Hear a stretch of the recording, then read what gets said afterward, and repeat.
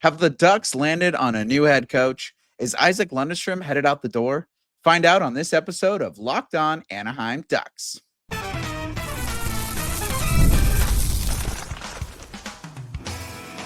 You're Locked On Ducks, your daily podcast on the Anaheim Ducks, part of the Locked On Podcast Network, your team every day. Hello and welcome, everydayers. Thank you for making Locked On Anaheim Ducks your first listen every day. Part of the Locked On Podcast Network, your team every day. This episode is brought to you by Amazon Fire TV Stick 4K. Turn any TV into your Xbox, no console needed. Head to amazon.com/Fire TV Locked On to learn more. I'm Kyle Carr, and I'm a lifelong Anaheim Ducks fan, and I've spent multiple years covering collegiate sports, including college hockey. But today we are talking about the Anaheim Ducks. Going to get into why Isac Lundeström is going to be headed off to greener pastures this year. And then we're going to talk about Brett Leason and his potential of being a all-around bona fide Anaheim Duck next year. And then we got to give a little update on what's going on with the head coach position. So let's get into Isac Lundeström and just why this player is headed out the door. Got to get into his numbers real quick, and then I will talk to you about his season and just kind of how things are laying out for his future right now. So let's get into the numbers. Games played this year for Isac Lundeström, 79. He had 4 goals, 11 assists with 15 points total. He was a minus 12 with 10 penalty minutes, 1 power play assist, and 0 power play goals, 0 shorthanded goals, 0 shorthanded assists. He did have 1 game-winning goal, which was a surprise, 0 overtime goals. He had 60 shots all season with a shot percentage of 6.7. He took 936 faceoffs and he won 442 of them with a 47.2 faceoff win percentage. 48 hits, 68 blocks, so at least he's eating some pucks out there. 15 takeaways, 26 giveaways, and his time on ice per game average was 13 minutes and 33 seconds. This year, it was his second highest season in points for his career, also the second highest season in assists, but it was his 4th in goals scored. So a little lacking on the goal front, but he was producing some points in the assist column at least. Unfortunately, Isac was very, very rough when it came to defense. He was struggling in the defensive zone. His forte is to be a defensive center. That's all anyone ever talks about, is how he's more of a defensive-minded center. And this year, it just wasn't clicking for him. Being minus 12 in the 4th line, not really seeing as much ice time as some of these other forwards, that is a big black eye right there. And you got to think that the minus doesn't even include penalty kills, and he was on that first penalty kill unit. And if you've been paying attention at all this season to the Anaheim special teams, you know that their penalty kill was pretty abysmal this year. They were struggling all season throughout the gate to the end of the year. It was just not working out with the penalty kill, and Isac Lundeström was part of that, especially being on that first unit. That means he's out there killing the penalties more often than most. And yeah, it just, something wasn't clicking for him this year.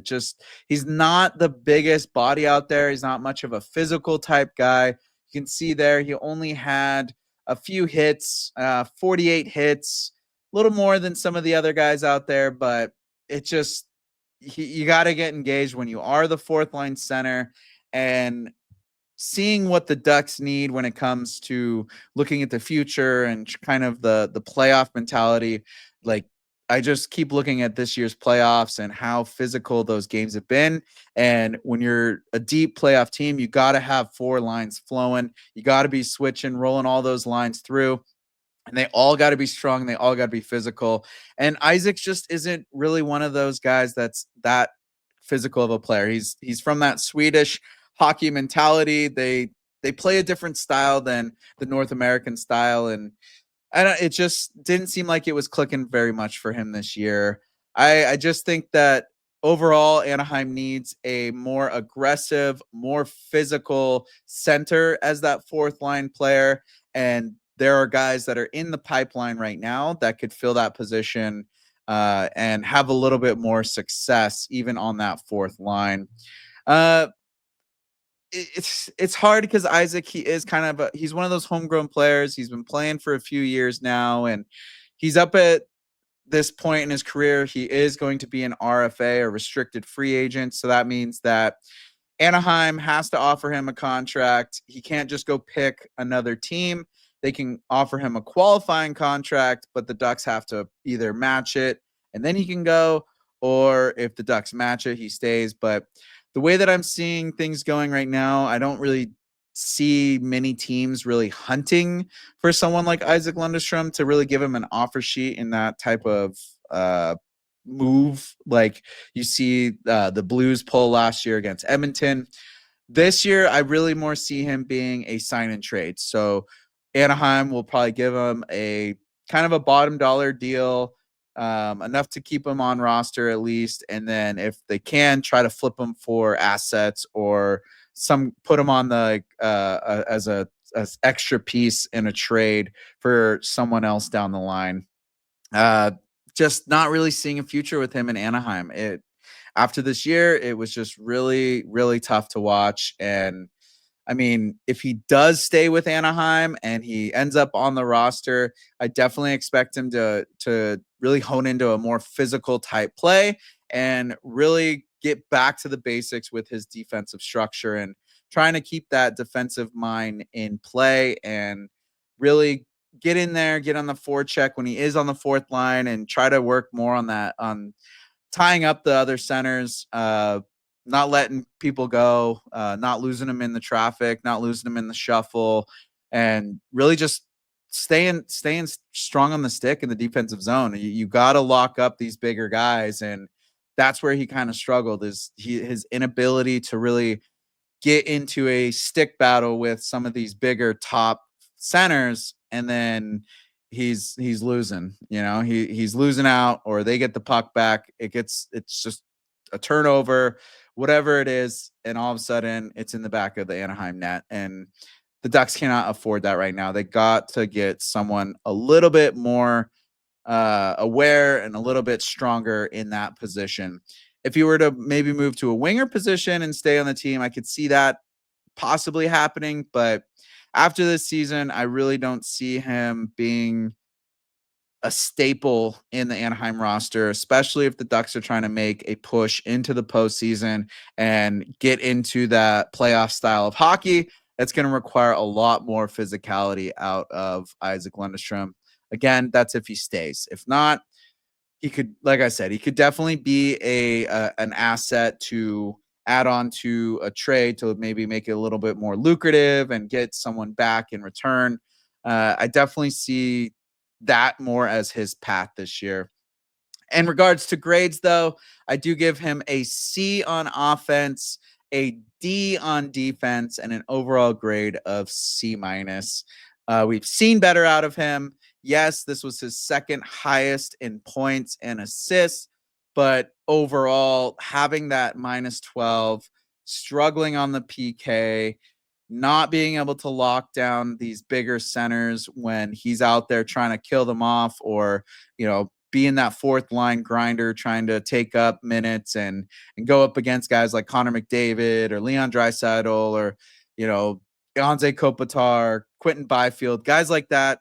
I know I'm using the West Coast there because they just played, but those types of players, I don't see him going head to toe with in the postseason, especially. So sorry, Isac, C minus for you overall. Work on that defense next year if you are in Anaheim. But if not, good luck to wherever you end up out there in the league. He's got a good heads up style. He knows how to play the game right it just wasn't working up. And maybe with a new coach that could turn around.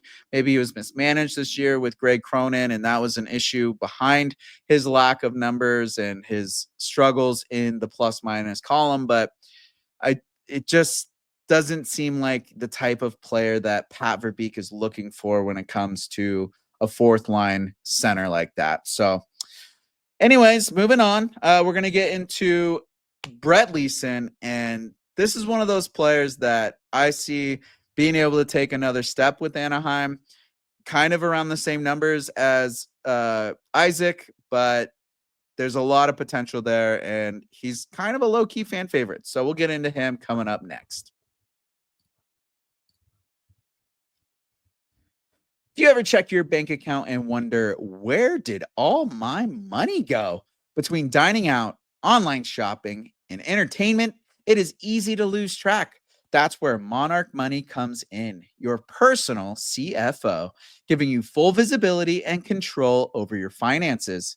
Monarch Money isn't just a budgeting app, it's a complete financial command center. You can track all your accounts, investments, and spending in one place. So you stop just managing your money and start building wealth from all the different investment accounts and apps and bank apps and subscriptions and everything.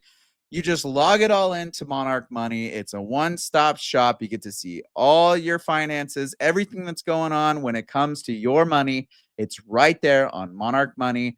Absolutely helpful tool to have. So take control of your finances with Monarch Money. Use code LOCKEDONNHL at monarchmoney.com for 50% off your first year. That's monarchmoney.com, code LOCKEDONNHL for half off your first year. And now we got to dive into the man of Brett Leason. Talk about a subtle, sneaky, just one of those guys that, he's there, he's there. He's not easy to forget, but he's hard to remember. You know what I mean? Like he's one of those players that he's on the team, he's solid, and you're kind of like, oh yeah, Brett Leason's here. And wasn't really a negative front for the Anaheim team this year. Just one of those guys that he's there, he shows up, he does his job, and when he does it well, and it's noticeable and doesn't really do his job bad. So pretty decent performance this year from Brett Leason, and I see a lot coming out from him. And we'll get into why I think he's going to be one of the bright spots, one of those guys that when it comes to the Ducks entering the postseason, you're going to remember Brett Leason's name when he finally gets into the postseason. So let's look at some of his numbers this year. He played 62 games this year, so not as much as most, but still a pretty good chunk of change there. He had 5 goals, 12 assists for a total of 17 points. His plus minus was -2, so not too shabby being a fourth liner. 22 penalty minutes, 1 power play goal, and 1 power play assist.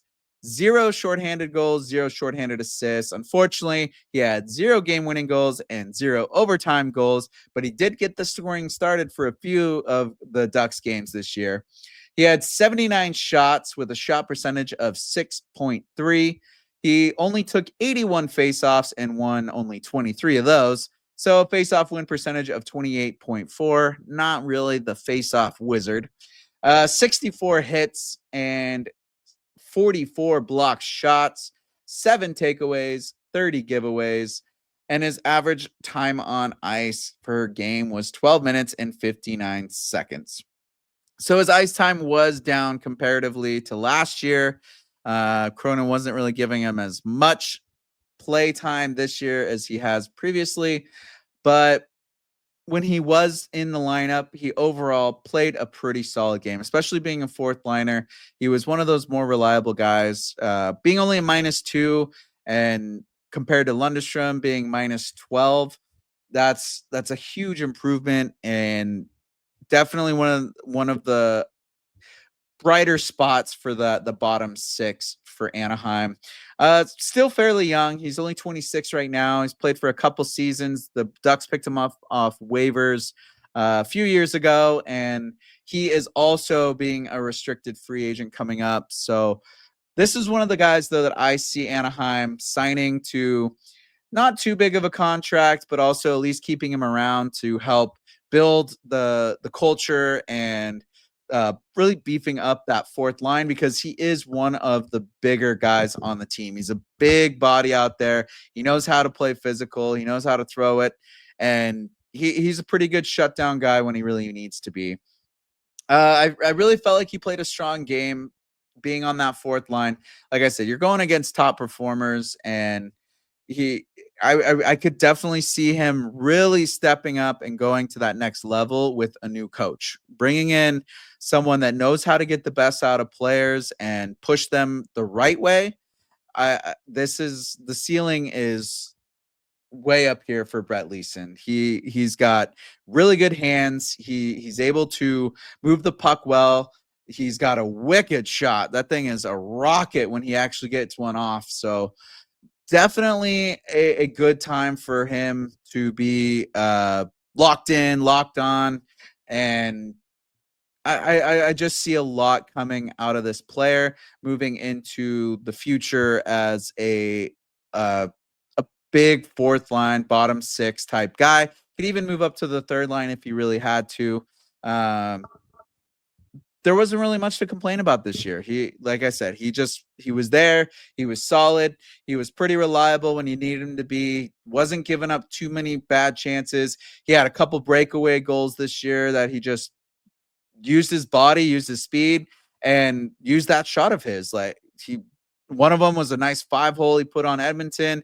Another one, he had a nice wrister from the left wall. Just he has a great shot when he really puts it into play, and he knows how to play fairly reliable in the defensive zone. Plays a 200-foot game, and like I said, when it comes to the Ducks looking at trying to get into the postseason, this is a guy that I think the Ducks want to keep around because of his size, because of his ability to use speed, and really just break it down opponents when it comes to that fourth line forecheck. Like that's when like the teams that you see utilize their fourth line the best is the teams that throw in, and that fourth line just goes out there and makes life miserable for the other team. They're hitting in the corners. They're just hacking and whacking away. They're getting in there, not shying away from any type of confrontation, or whenever there's an open hit, whenever there's a battle, they are in there just hacking away, keeping things and keeping the opponent on their toes. That is all the fourth line is good, especially those good top playoff teams. And this is one of those guys that I see being able to really get in there and be that kind of player for Anaheim. And like I said, he's only 26, so he's starting to really come into his own. This is that age where guys really start to click and really start to get it.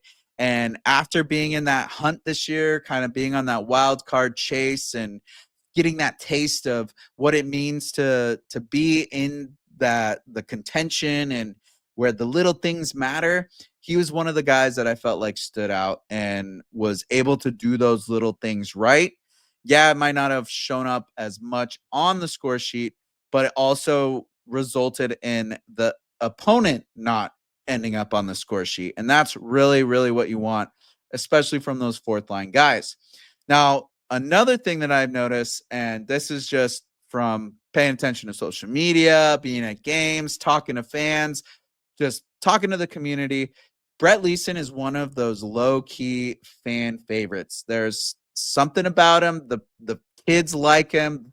All the youngins like him. The adults like him. He's just a really solid guy, and surprisingly, a lot of Leason jerseys are purchased in Anaheim. So if he can get locked in on a nice little contract, I feel like that will just give him that confidence, and he's going to boost up to an even higher level. So looking at his grade from this year, I'm giving him a C+ on offense, a C+ on defense, and overall grade of C+. Uh, Not trying to dog him there, a C is average, and I felt like he was just a little bit above average from what he's expected to do. And I also see a lot more potential out of him. And I think that's going to come next year, especially with a good contract and with proper coaching. The future is very, very bright for Brett Leason, and I really hope the Ducks retain him. And I don't think he's going to go anywhere. He is that body that the Ducks need in the bottom six. Definitely a player to keep an eye on and expect really good things out of him moving into the postseason. One thing I've been talking about, though, on both of these is the coaching and what would happen if there's a good coach, a new coach. Well, the Ducks are on the hunt and there has been some updates. So we got to talk about that, and we'll get into that coming up.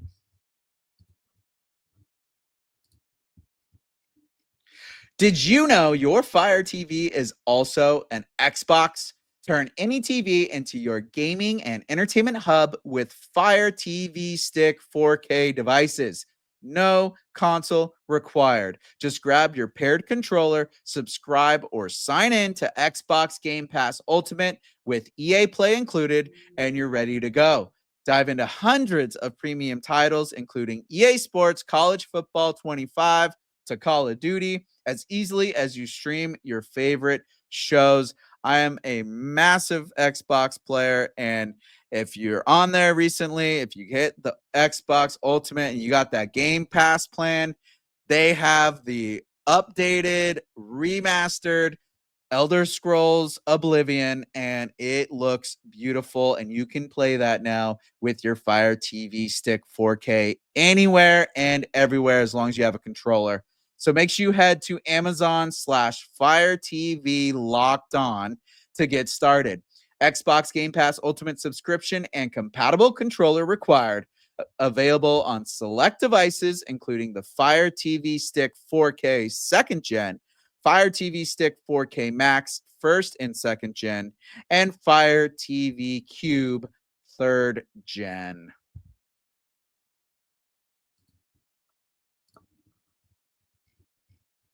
And now, time to dive in to the coaching update. The head coach hunt continues in Anaheim. It sounds like they were hunting one person, but then all of a sudden, all these teams let their coaches go, and there's been conversation after conversation of who the Ducks have talked to and what is going on out there. So right now, 8 teams in the NHL currently do not have a head coach, and there might be 9 depending on how things go with Tampa Bay and John Cooper. There literally are not even enough tenured coaches to even think about that could fill all these positions. And Anaheim was one of the first teams to let their coach go. And you would think that they were jumping in and really starting to dive in to interview these guys. The big headline that came out last week was that Pat Verbeek had sat down and talked to Joel Quenneville, the prior head coach of the Blackhawks and the Panthers, that was let go due to the Kyle Beecher sexual assault issue from 2010. He has not coached since 2021, and he must get permission from the commissioner and board of governors to even get the head coaching position, even if Anaheim chooses him. So a lot of issues there, a lot of PR issues, nightmares, things that the Seminoles really need to weigh. There is word confirmed by, well, I say unofficially confirmed by multiple sources that Joel Quenneville will be getting a second interview with Pat Verbeek. So sounds like the traction is kind of picking up there. Even with people taking to social media, that is still in the works. However, it was updated today. It came from Pierre LeBrun that they have talked to other coaches. Mike Sullivan, he was let go from the Pittsburgh Penguins recently, and Pat Verbeek has reached out and talked to him. However, it does look like it's most likely going to be New York where Mike Sullivan goes. There's lots of heavy talks coming out that Mike Sullivan will go to the New York Rangers. So not really likely that he will come to Anaheim. John Cooper, though, if he does get let go from Tampa Bay, that would be a very, very, very big piece. And I really hope that Pat Verbeek targets him. Still not word if he's going to be let go. It came out basically that he would probably be let go, or they would mutually part ways because his contract is ending soon with Tampa. So that could be a big, big piece for Anaheim to pick up. Talk about someone that knows how to deal with personalities and really developing younger players. Another guy, though, that has confirmed talk to Pat Verbeek is Jay Woodcroft. Jay Woodcroft, he coached the Edmonton Oilers. He was an assistant coach in LA. He has experience. He knows SoCal. This is a guy that definitely could handle the development side of things and talk about someone who's played with good players. You have McDavid, Draisaitl up in Edmonton. He's dealt with the Kings players. Like, this is a guy that definitely could really fit in nicely for Anaheim. I think that's a good, smart choice by Pat Verbeek. And Pat Verbeek, that is, has reached out to David Carle. I apologize. In my YouTube short the other day, I said David Locke. David Locke is the founder of Locked On Podcast, and I just had his name stuck in my head. But David Carle, the coach of Denver University, he has dropped his name from the Blackhawks coaching contention, but he has been reached out to by Pat Verbeek and has talked to him. That is someone that I see landing as the next head coach of Anaheim. He's got the youth. He's got the ability to coach these younger kids. He knows how to coach through championships and into success.